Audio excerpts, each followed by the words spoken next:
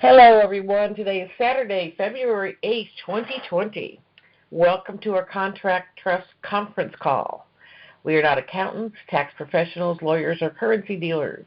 We are not engaged in rendering legal, tax, accounting, or other professional advice. Should you require those services, you should retain competent advice from a professional in that field.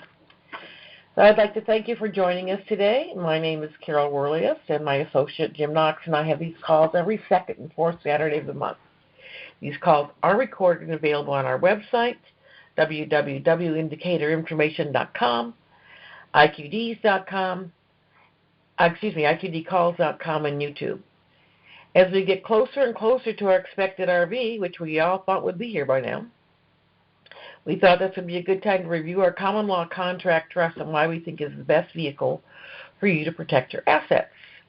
As always, your questions are welcome. Just hit *6 to raise your hand, and we will take questions as we're going.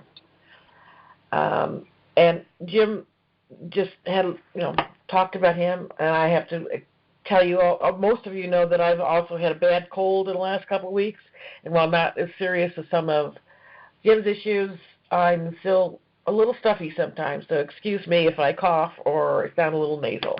But anyway, we're going to start today with some housekeeping. On our last call, we learned that the box shop in Cheyenne, Wyoming has closed its doors. This has caused some paperwork for those of you who have domiciled their trust in Cheyenne. It does not require a lot of paperwork, and we have samples on all of it on our website. You must get a new domicile at any of the 3 places we suggested to you. When you get that new address, you must complete IRS Form 8822B. And you cannot complete 8822B until you get that new address. So you have to do this in order. You have to get the address, then complete the 8822B and the other forms that we have. Anyway, a completed sample of the 8822B is on our website. Mail that form for all of your trust to the address in Ogden, Utah, listed at the bottom of the form. You also need to create a minute for a trust, all of them if you have more than one. Well, I don't know who that is, but excuse me. There's also a sample again to the abstract of trust noting the new address. I'm sorry, folks, I don't know how to make that go away. That should be the last. Sorry. I think it's the end of it. Anyway, there's also a sample addendum to the abstract of trust noting the new address. We felt using the addendum would be easier for you than creating a new abstract, which would need to be notarized. And speaking of minutes, now is a good time to remind you to do your end-of-year minutes. It's important to let your future trustees know what you've done.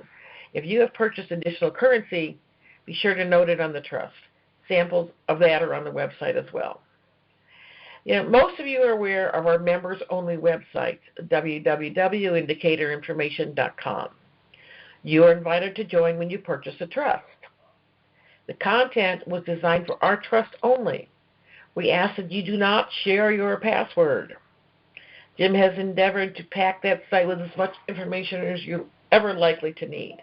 There's a wealth of information available for your use, from simple explanations and resources to complex strategies. It's a resource that is part of your trust, so please take advantage of it. Jim, would you like to add anything else about the website? Yes, I would. Even though Carol owns the URL and she owns some of the plugins and other things I own the dang thing and don't mess it up. I'm tired of doing this. I will, and I've done this twice now. I've thrown people out of this thing and finally got an agreement with them and then put them back into it. But you just can't give out the username password to anybody. It's none of their business. If they want to see it, let them buy a trust. You can sit there with them and show them, but you can't give it away. And we've been broken into 3 times, and it costs an average of $1,500 in labor and expenses to fix it. And the last time it got broken, I figured out who did it, and they actually gave me some money. So because I sent them a bill, and we just can't afford that right now. So please be respectful and don't give out that, because if you take the website down, you're hurting everybody in the group. And that's my snivel for the day. Go ahead. Okay. Now that those items are out of the way, let's talk about trusts. Jim and I get calls all the time about what to do, how to do it, how to follow the terms of the trust, not get in trouble, et cetera, et cetera. So we thought we would address a few of those issues today. As we all anticipate this long-awaited RV, we have to think about asset protection. Unfortunately, there will be those who wish to take away what we have so long hoped to possess for their own greed and power. The common law contract business trust that we provide will protect your assets from those who wish to take it away from you. We realize that common law contract business trust is a mouthful, so we refer to it merely as a contract trust. While it is in fact a true business trust, we have dropped the word business and it's caused a lot of confusion, especially with bankers. It does retain all the benefits and advantages of the business trust. There have been some questions lately about whether one needs a trust at all. From a practical, thoughtful standpoint, you do need a trust to protect your assets. From a banking perspective, you must have a trust or other entity if you are to receive more than $1 million. And I believe most of us are in that category. In order to achieve the goals of asset protection, privacy, and anonymity, you must properly execute and operate the trust. We provide all the information you need to get started and to keep you operating within the rules. And I'm going to take a little break here because we have a question. So, Lee, you're up. Hi, Carolyn. This is Lee. Hi. I'm needing to find out. I looked on the website, but I couldn't find the address and phone numbers of the people you're telling us about in Wyoming that we can get post office boxes from. Can you tell me where I should look? Jim? Yeah, it's on the tab called Tools. No, I thought it was under new. I thought it was under new, Jim. It's under, well, no. She's asking about the addresses of the shipping and postal connections now access. We put it on the tools because that's pretty much open to everybody, and it has the rest of the tools there. And it's in big red letters, mail drops for your trust. It's got the 3 there. Under new is where we have the F8822B form and all that stuff. I can add it there too. Okay, great. All right. All right. Okay. Thank you. Jim. Thanks, Lee. Okay. Thank you. Okay. Bye. You're welcome. Bye. So, back to trust. Obviously, you must understand the very basics of the contract trust before you can effectively work with it and within it. It is vitally important to read the contract trust and all the supporting pages information we provide. Read it and read it again. The trust is only 10 pages. It's written in everyday language and easy to follow. It even provides for instruction to the trustee. I quote, "The trustee shall regard this instrument as their guide, to be supplemented from time to time by regulations, bylaws, and or resolutions of the board to cover contingencies that may arise and which are recorded in the minutes." You need to sign the trust documents where indicated. Where there is a signature line with a name printed below it, it must be signed. If there is a signature line without a name under it, as in certificates 3 and 4, don't sign it. Several pages have to be signed in front of the notary, and they are all clearly marked. The only people that must sign before the notary are the curator and the original exchangers, typically you and your spouse if you have one. You do not have to take your successor trustees to sign in front of a notary. There are many advantages of the contract trust. The contract trust owns and controls its assets through trustees who keep controlling minutes of their actions. You get to be the trustee. You can name your spouse as co-trustee and your children as successor trustees.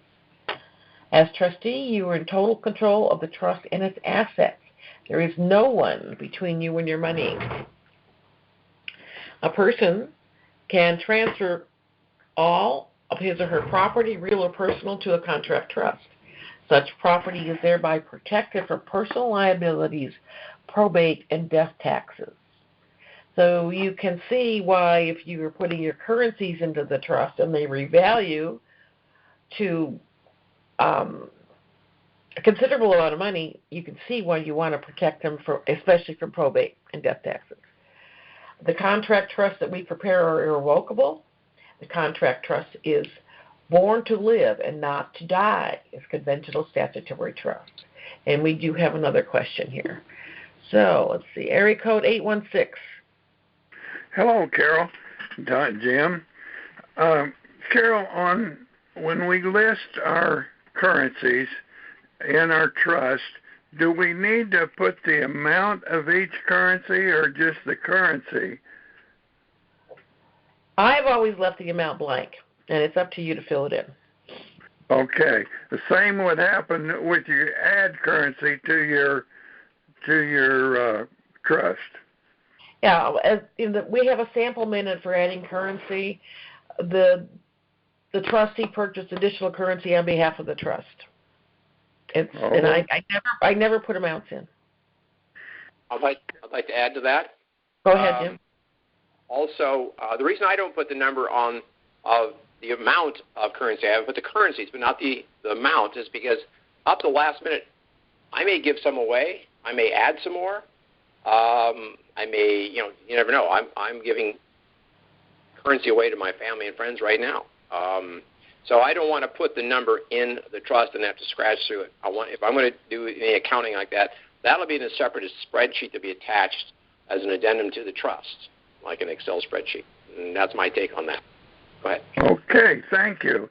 Also, when you're doing the minutes in the trust, do you need to number each minute of each day? Not of the day, but of the minute, yes. So the next, if you have, depends on how you have your trust set up, either the last minute will be either 5 or 6.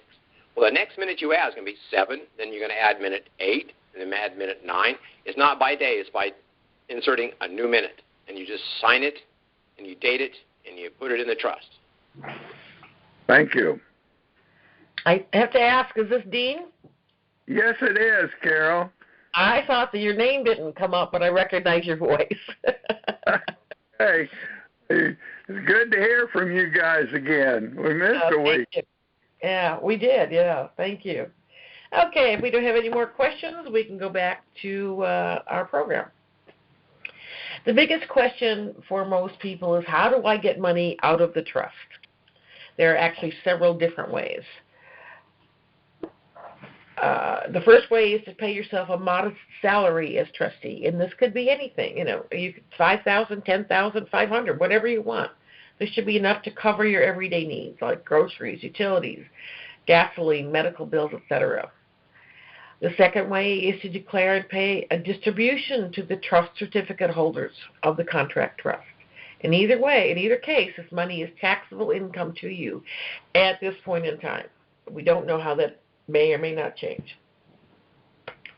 You probably want to take some money this way and pay a minimal amount of tax. Again, the tax issue is up in the air. You could also borrow from the trust. A big question for many is, how do I pay off my house, or how do I purchase new property? Again, there are a couple ways to do this. You could borrow the money from the trust, essentially a new mortgage, or a refi that you control. In this scenario, you still end up owning the property in your own name, and that is not a good idea if you're trying to keep a low profile. A better option is to obtain a mortgage from the trust, secured with a promissory note, and put the house into a real estate trust. This would be optimal for large expenses and is not a taxable event. You could use the same method to purchase new vehicles, etc. Creating and funding secondary contract trusts from the mother loan trust is another way to purchase big-ticket items without creating a loan or taxable event. So for instance, you're going to create and fund a real estate trust for the new house on the lake that you want. The real estate trust is going to purchase the house with that money, and the house will then be titled to the real estate trust to begin with, and again, there won't be a loan or anything like that to worry about. And, again, don't forget about tax-deductible expenses. What about vacations and golf and tennis club memberships? As a trustee, you're charged with managing and growing your trust. That means you probably want to investigate business opportunities and relationships, does it not? Most of those expenses are tax-deductible to the contract trust. Regardless of which method or combination of methods you choose, be sure to write minutes to support your actions. You must be diligent in keeping the contract trust legal and in compliance with federal, state, and county and city codes. While we have mentioned taxes and taxable income, that may all change. We have heard that the IRS and the Federal Reserve will cease to exist as we know them. We have also heard we will be changing to a flat tax system, but nobody knows for sure at this juncture. Jim, I'm having a little hard time breathing here. You want to take over for a few minutes? Sure. Some people are concerned that the contract trust may be difficult to operate. No, it is not difficult at all. There are, however, a few important considerations. For instance, when signing anything relating to the contract trust, you must sign it as John Doe, trustee, and not as otherwise. That's John Doe, trustee, and not as otherwise. That statement limits personal exposure. As you mentioned earlier, you will need to write a minute to document the trust activities. All trustees must sign the minutes.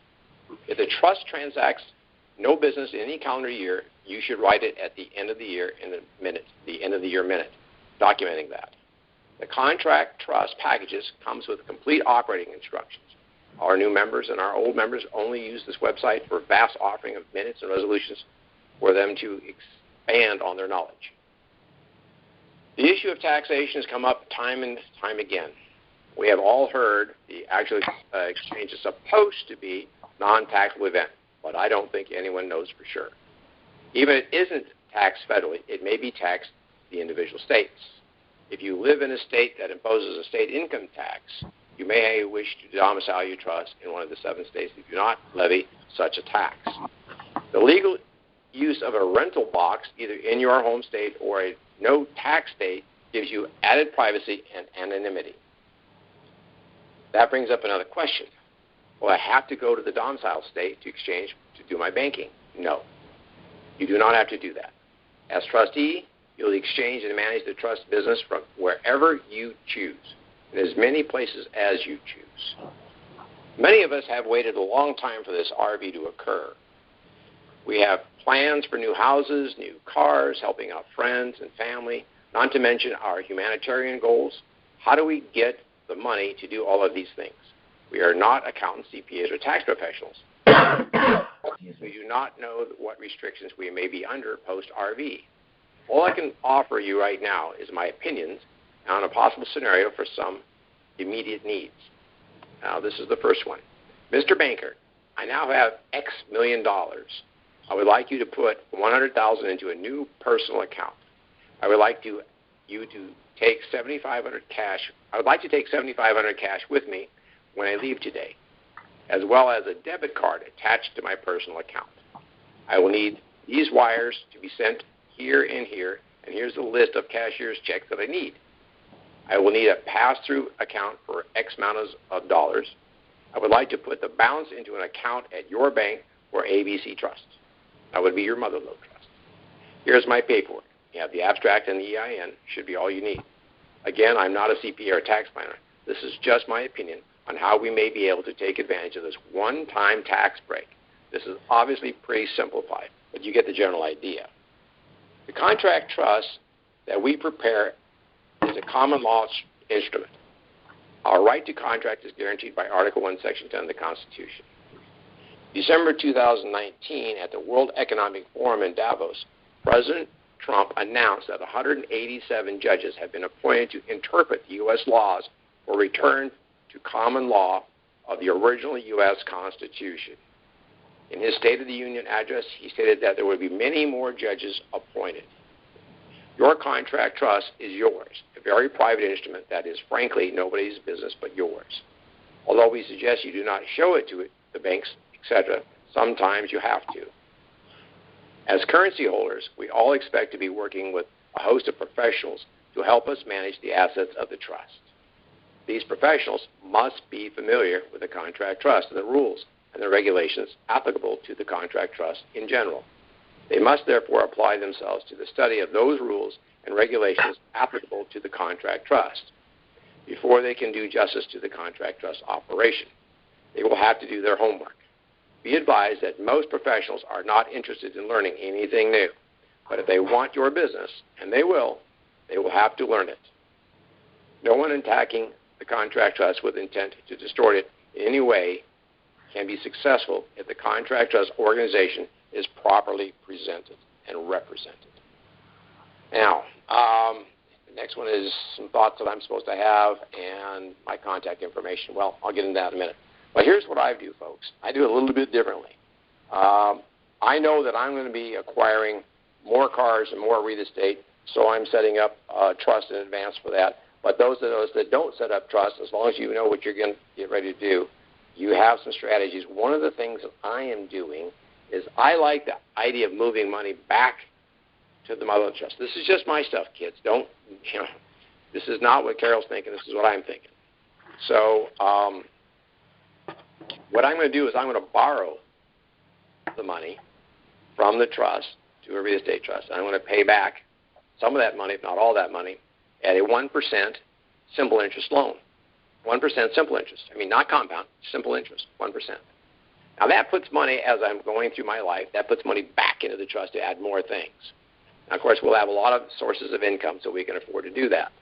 But that's what I want to do. I want to continue to put more money in the trust off of my income, and that's how I can put it back into the trust to use it for other ventures. Of course, now there may be other ways to do that, but that's how I'm going to do it.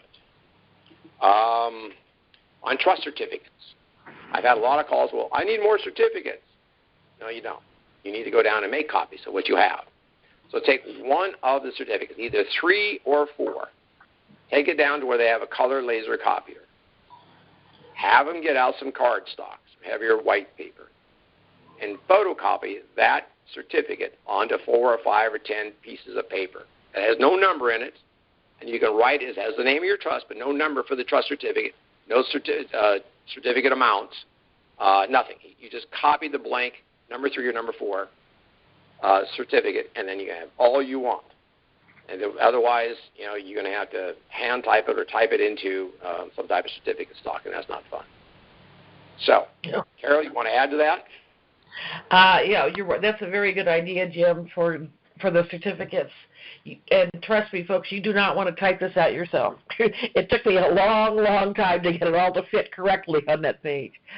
I agree with you, Jim, about the loan. That's why I mentioned it first. But, people can do whatever they want, whatever is easiest for them.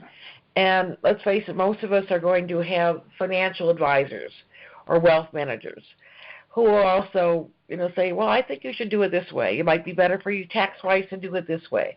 So that's a decision that you're going to have to make as it comes up. I think it's a really good idea. But you do, remember, if it is a loan, you do have to make a payment. Okay, now let me jump in there for that, because exactly right. Here's why I'm doing the 1%. I'm going to be buying houses for people I know to help them out. But it ain't going to be a free house. They're going to have to pay a little bit back to the mother lode trust. And that's the money I'm going to use to extend my empire, shall we say. So I may charge them $250 a month, or $300 a month, or whatever they can afford. It isn't free. There's no freebies in this world anymore. So what we've got to do is make sure that when we put the money to work, it works. And that's why I'm going to put it back in there. Now, $250 a month doesn't sound like much, but it's more than you had yesterday in the trust. So I'm going to do it that way. And I'm just going to insist, if you want this free house, it's not free. You get this house, here's what you got to pay. You can pay it. It's simple interest loan. Now, folks, if you understand how the compound interest ruins things, just look at our economy. The value of the dollar. The economy is great, don't get me wrong. The value of the dollar is just tanked. There's nothing there. So let's use this example. If you buy a $100,000 house and you have a 5% note on it, standard note, you're going to pay approximately $250,000 over the term of the note for 30 years. That's unbelievable. If you have a simple interest note and a $100,000 house, over the term of the note, you're going to pay $5,000 in interest. That's it. Not $150,000 in interest. $5,000 in interest. So I always draw all of my personal notes to be simple interest. Comments on that or thoughts on that, Carol? No, I totally agree. I mean, what they're doing to us with the mortgages is ridiculous. It's just why we've had so many issues with mortgages and foreclosures and derivatives and refis, and you name it, and packaging mortgages and selling them as an asset. It's all because of the compound interest. And simple interest makes life easy for everybody. Well, that's why the Federal Reserve and all the government, well, I shouldn't say the government, all the Federal Reserve and everybody involved in that fiat currency scam, that's why they're so rich. You pay $100,000 for a house, but you got to pay them $150,000 for the use of no money. You create the money, technically, when you sign the contract. They take and sell that contract to the Federal Reserve, and they get and share that $150,000. I know how this works. Trust me on this. I'm not wrong on that. And it's criminal. It's absolutely, in my opinion, criminal the way they do that. But we can't stop it right now. Okay, let's go on. Okay, we have a question. Go ahead. Gary, you're up. Hey, Jim, this is Gary in Phoenix. Question, you said to make a copy of the certificates, but certificate number 3 and number 4 are numbered, but you said make a copy without a number on it. Well, do we just block out that number? Well, I would, yeah. What I've done is you can take a little white sticky pad, get a white one, not a yellow one, and just cut a little piece to put it over the number, put it on the platen, push copy. It'll come out. You won't see that number. Okay, that was my question. Thank you. I'm glad you brought it up, Gary. I forgot about that. That was in my notes, but I didn't read my notes. Thank you. Okay, actually, we don't have any other questions right now, Jim, which is surprising. So anybody you do have a question, please *6 to raise your hand. Otherwise, you're going to have to put up with Jim and me for another little while. Well, there are some things we can talk about while there's a question. All right. So we're hearing that this RV is coming up soon. Now, the definition of soon is not what I thought it was, because I heard soon 13 years ago. So we have to be prepared for any delays. I mean, a lot of us are just about to go crazy over this stuff. I mean, it's just nuts what they've been doing. But I think we're closer than we've ever been, if not right away. Now, my point on this whole thing is once it goes through, that's when your work starts. When this thing goes through, it's going to be exciting. And you're going to have to get mentally prepared to do battle. Because you're going to have to keep and be vigilant on these bankers and wealth managers. You got to watch them. You're going to have to double check them. You got to make sure they know what they're talking about. Don't be afraid to question their knowledge. I was with my banker earlier this week, and we were talking about some stuff, and he said something, and I didn't agree with it, so I started questioning his knowledge.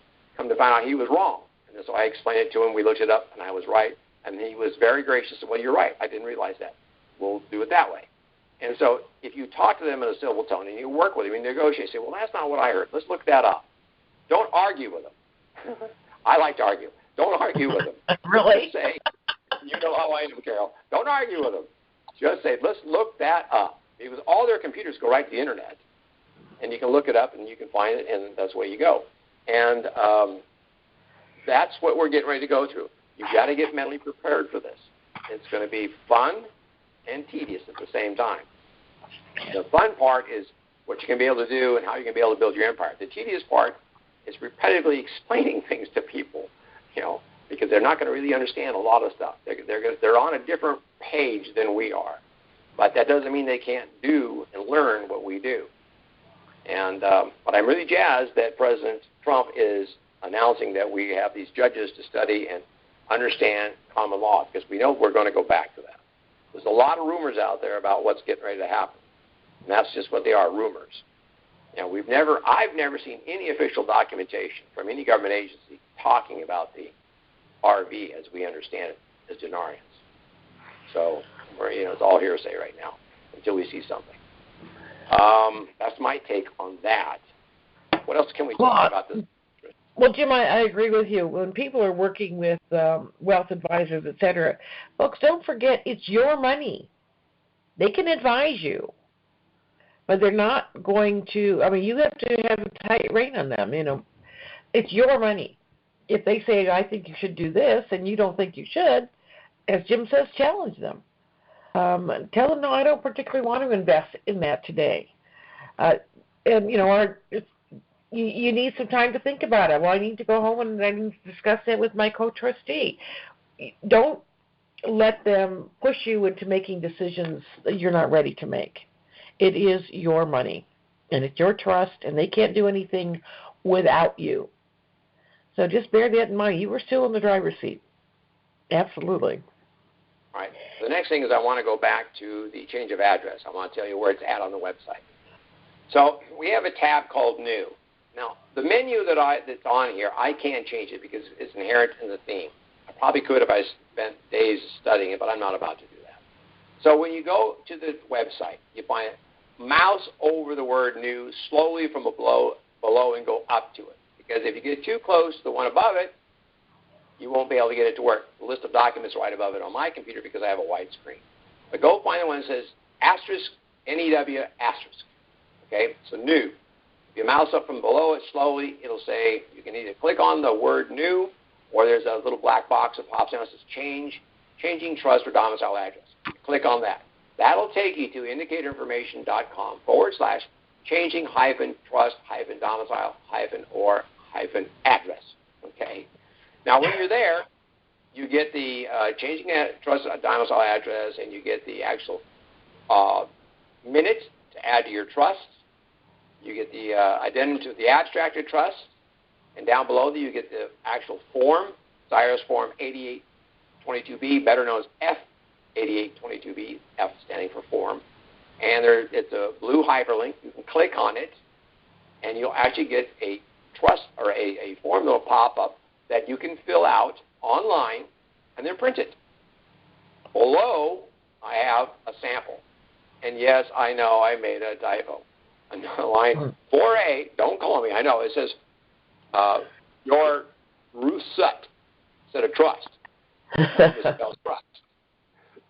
I have dyslexic fingers, folks. So when you can actually take and right-click on that form, that sample, and say print. Or you can say open image in a new tab. And then you will have that sample to use. And then when you actually click on the hyperlink F8822B, it opens up a fillable form. Now, in this form, on the form itself, and above the form when you do that, it has a list of all the states and where to send the form. If you have your trust domiciled in Washington, you send it to Department of Treasury, Internal Revenue Service, Ogden, Utah. If you have it in, say, New Hampshire, the Department of Treasury, Internal Revenue Service, Kansas City, Missouri. So you want to make sure that you choose to send it to the state where your trust is domiciled, not where you live. Let me say that again. Send it to the state, or to if it's Washington, send it to Ogden. You want to send it to the address that your state is listed on, where your trust is domiciled, not your home address, but your trust domiciled. So Washington, Ogden. Okay? The same thing with Wyoming. It's also Ogden. Okay. And, well, that takes care of that. Then there's some people in Texas, don't have to worry about that, but Texas is in that same spot too. Okay, good. So it's always going to go to Ogden, Utah, 84201. Yeah. And so that's all on the internet for you. That's right on our page. So you don't have to go anywhere to find all these forms. Okay.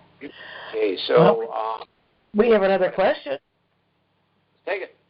Okay, area code 408. Hey, Carol and Jim, this is Steve. Hi, Steve. Hey, how you doing?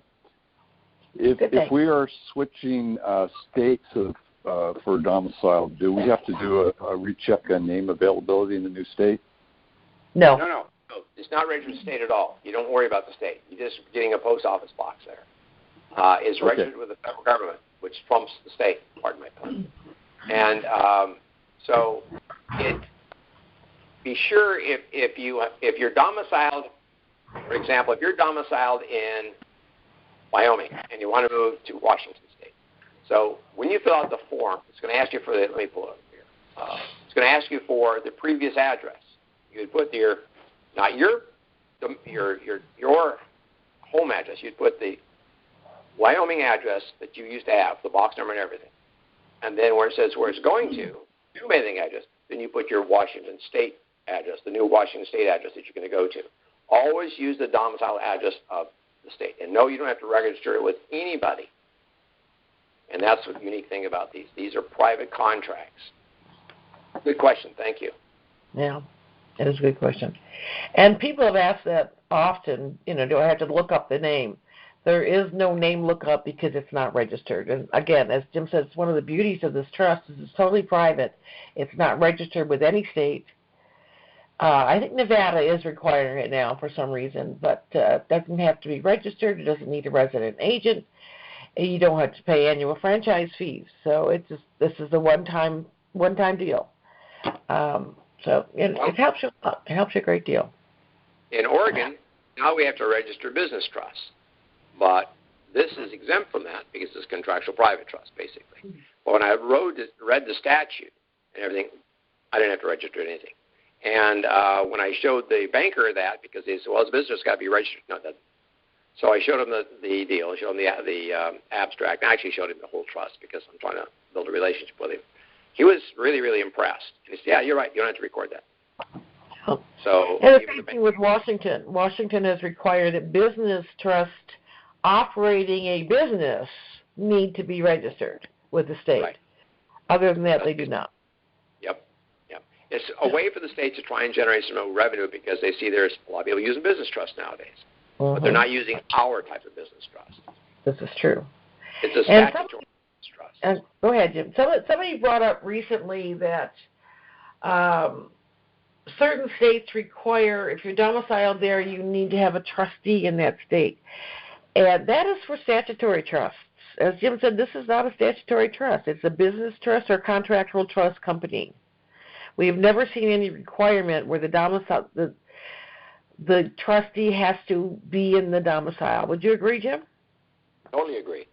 When I met with my banker, that was the first thing I had to brought out. We're talking two different bases of law. We're in common law, and they're in statutory law. And that's for statutory business trust, not for common law business trust. It took a little while for me to educate him, maybe 15 minutes, and read through the part of the trust with him in the abstract. And then I showed him I brought him up, he brought the website up, which he was really impressed with, I must add. And I took him to Article in Section 10, which we have on our website. And he read through it and says, yeah, you're absolutely right. It says here, I won't read the whole thing, but they're saying that law impairing, there's no law, the law is, Article 1, Section 10 they can't impair your obligation to contract. Right. And so he got a chuckle too, because he's an attorney. And because let me read this one part. It says, no state shall enter any treaty, alliance, or confederation, grant letters of marque and reprisal, coin money, emit bills of credit, make anything but gold and silver coin a tender in payment of debts, has any bill of attainder, ex post facto law, or law impairing the obligation of contracts, or grant any title of nobility. Now, this is interesting. This is an attorney. He's now working for a banker, for the bank, Wells Fargo. And I says, yeah, Esquire is a title of nobility. He says, you're right. I says, I've never saw that before. Hello? And then he turned real red. I can understand that. And supposedly, nobody with the title of nobility can be in Congress, but most of them are attorneys. Go figure. Well, that's because it's not part of the republic. They are part of a corporation. Supposedly ended the 31st of this last month, and I think it did. Here's the fun part, folks. Think about this. Now, I'm not sure on this, so let me just point this out. Every time we have the corporate United States runs out of money, we have a big battle. Remember, 2 years ago, ran through almost all of December and into January, where we fought about how much money they were going to put in, this and that other budget. We didn't have any of that this year. There was no mention of the year-end of the corporate United States, and there was no mention of the budget. None. That's true. So they know something that they don't want us to know, but we know. Yeah, we know. But we know. So anyway, that's what I wanted to bring up. So this website, I've done, and Carol's done a great job putting all this stuff together. We have so much on here that I challenge anybody else to be able to put this much information that's usable, readable, and understandable. I've been on a couple of sites. People invite me to look at their trust sites, and it's like, whoa, they put all kinds of legal things, and you got to be an attorney to read it. It's this and that. Well, we have amateur second on here also, but we don't emphasize that kind of stuff. We make this as simple as possible. The common law contract was built for the common man. It really was. Dahlstrom was just a great guy. So we figured it all out. Yeah. He insisted when they wrote this thing to the legal beagles, make it something I can understand. And they did. That's why it's only 10 pages long, and it's in common English. Yeah, so there's not a bunch of wherefores and therefores and hences and things like that. It's in regular, everyday language that most of us can understand. That's correct. Okay, we have another caller, another question here. Hey, Rob, what's up? Hello, Carol and Jim. Good to have you back, Jim. Great to hear your voice. Thank you. I think I know the answer. I mean, thought I'd ask it anyways, but there's no possible of getting any refund from the box shop, I'm assuming. I sincerely doubt it. We don't know what happened up there, Rob. There's been some rumors. I did hear a couple rumors. I don't like spreading rumors, but we heard that there's let's put it this way. It's strange how she closed her shop overnight and everything's out of the building. Unless he was forced to. You can draw your conclusions from that statement. I don't want to spread rumors, but seems awfully weird. So I don't think you'll get anything back. You can ask for it. Yeah, because I was signed up, I think, renewed, I should say, a few months ago. I mean, so it hasn't been that long. So, and I should have went with the other one, but I thought, well, it's, I don't have to do all the paperwork and everything like that. So I said, okay, I'll just stay. And she sounded like she was going to accept the 5 boxes and do the same thing as the other other shops were going to do. So, well, you have to just look at it as the cost of doing business. We sometimes, when we have customers, we don't get paid fully. We have to fight with them. We finally just write it off. Don't worry about it. That's pretty much what most of us are doing. So, well, that bad deal, but just go with somebody better. One of our clients contacted Brooke on Facebook, and she said mail forwarding is still available, which I don't understand if she's working from her home, and that she would like to get in contact with me. Well, it's been, 3 weeks now, and she has to try to contact me. So I think we should just forget about the box shop. Okay. Yeah. Would you recommend the other one there in Wyoming? Yeah, I've spoken with Stacy, and she's really, really nice. She's willing to do whatever she can to help all of us. The same thing with Eric in Kenmore, and Jim, you've spoken with the people in Vancouver, right? Yeah, I did. Well, Vancouver's the one I set up, and I just renewed mine, and they've been excellent. I mean, I called, and they said, you haven't got anything here. So I only call once every quarter. But when I do get something, they call me.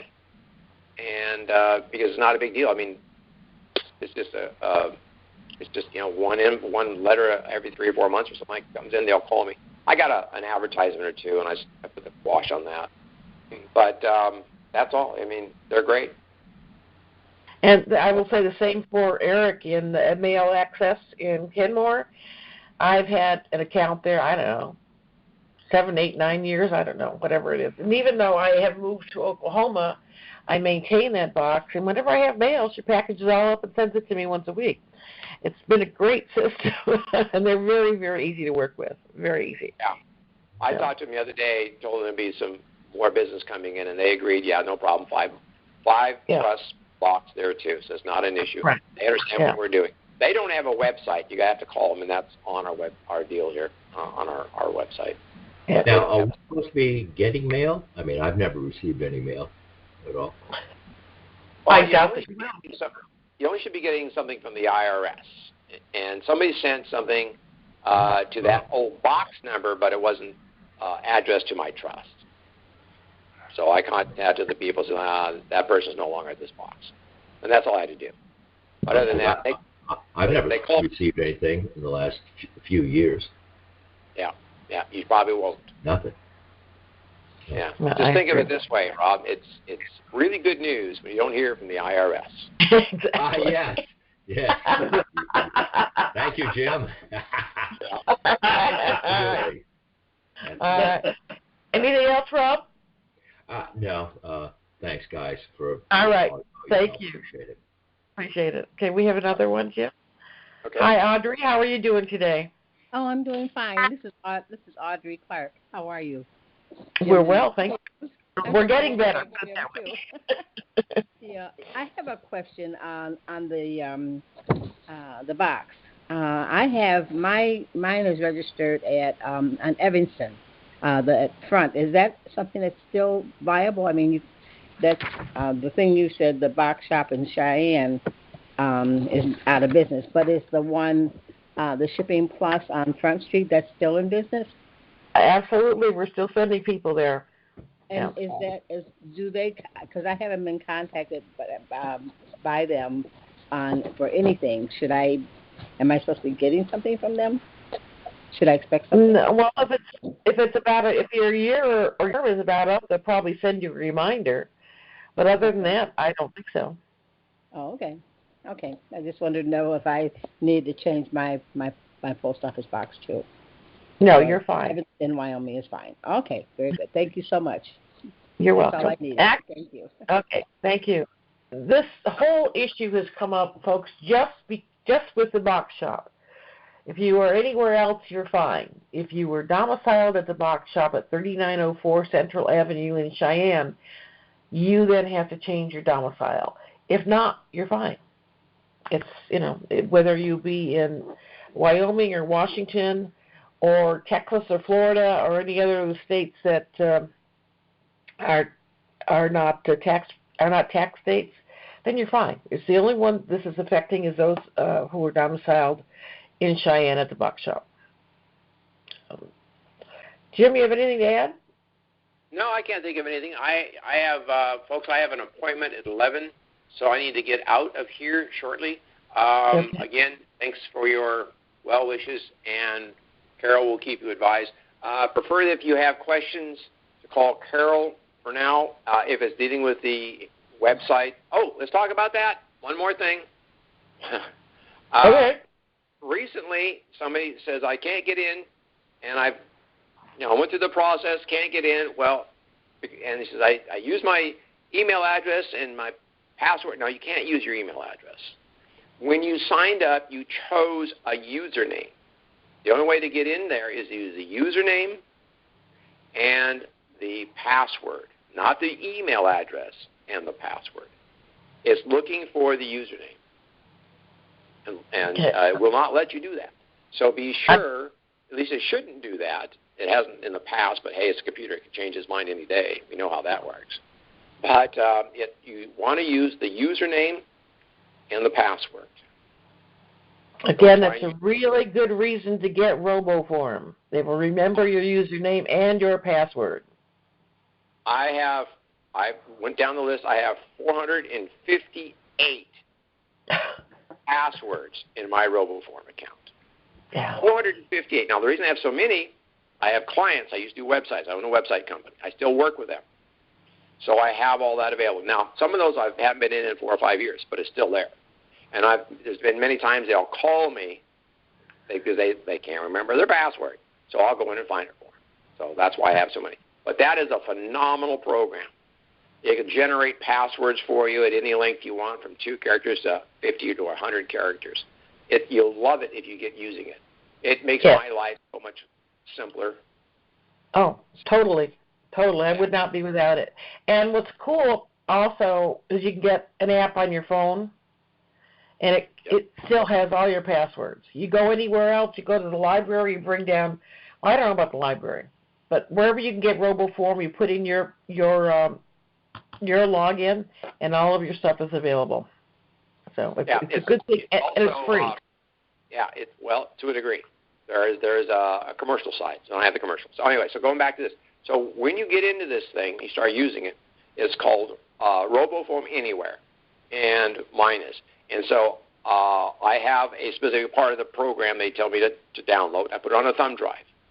Now I can go to any computer in the world and stick that thumb drive in there, and I can use RoboForm. But it's pulling the information from the cloud, not the thumb drive, and it leaves no residue at all in that computer when you walk away from it, because everything's transacted on the thumb drive, not in the computer. The thumb drive simply acts as an interface for RoboForm in the cloud, and you can still use RoboForm to log in anywhere you want, but all that information is stored on the thumb drive, not in their computer.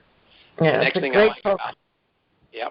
thing I like about it is you can set it up where you have what do they call these? Pass cards. Okay, so you can. I have 5 pass cards. What happens is I have multiple entities. So if I'm going to go do some business I have a company called Fabulous Company. That's another story. But anyway, Fabulous Company.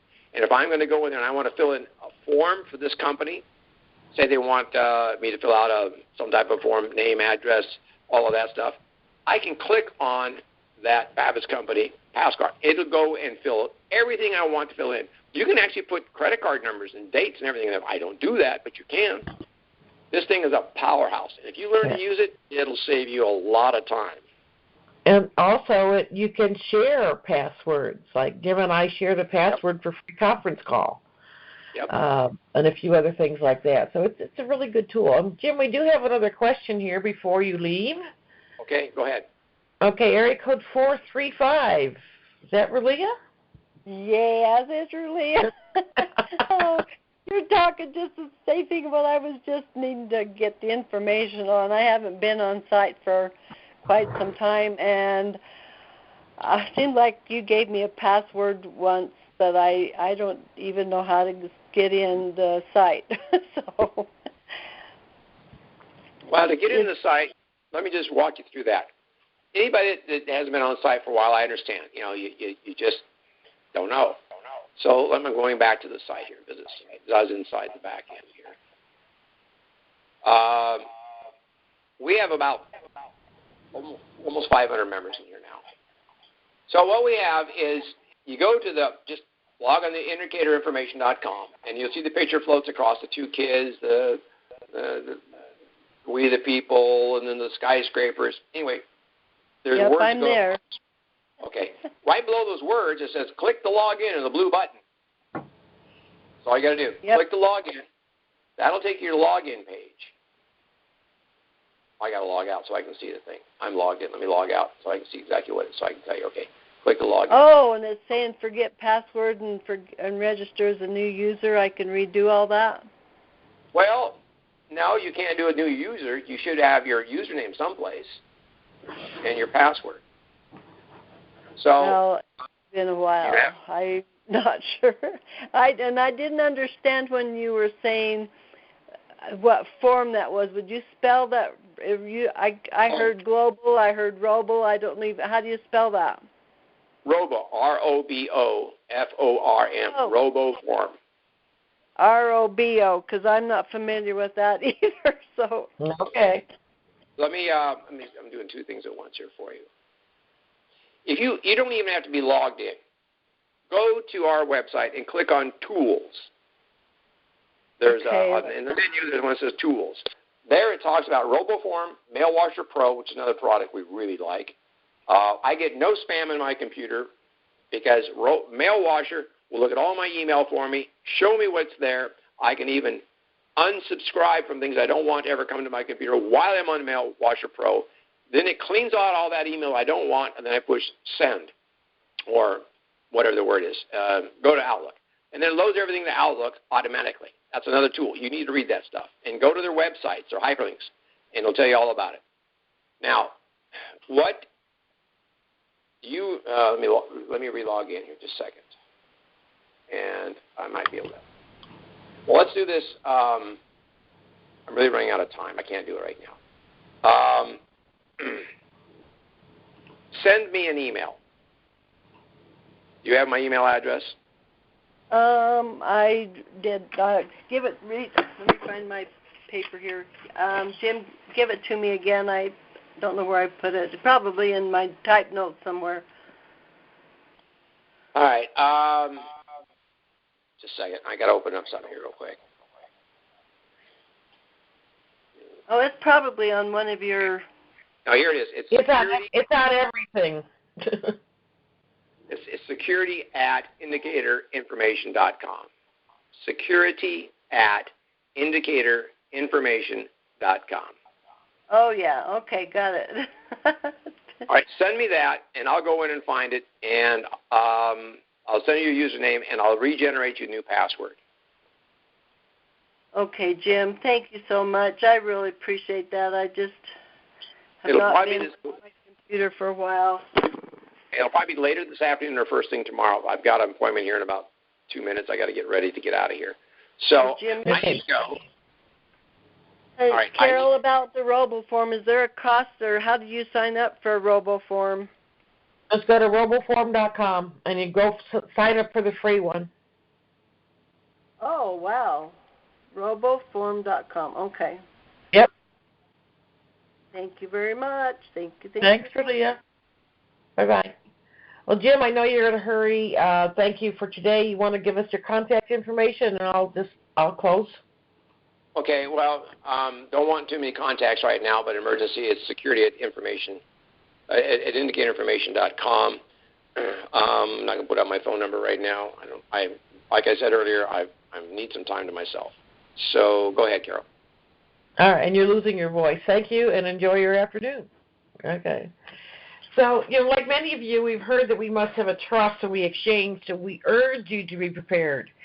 Typical turnaround time right now is less than a week, but we expect it to be considerably longer post-RV. Our contracts are well priced at only $19.95 for new clients and $14.95 for additional trust or family members. And we also offer a $300 referral fee for any fully paid new trust. So that is about it for today. Again, Jim, even if you're not there, thank you for your assistance. Thanks to all of you for your attention and participation. We'll be back in a couple of weeks. Enjoy your weekend. It may be a blessed one for all of us. My name is Carol Werelius, 877-333-5018. And my email is info@indicatorinformation.com. Talk to you soon. Have a great weekend, everybody. Bye-bye.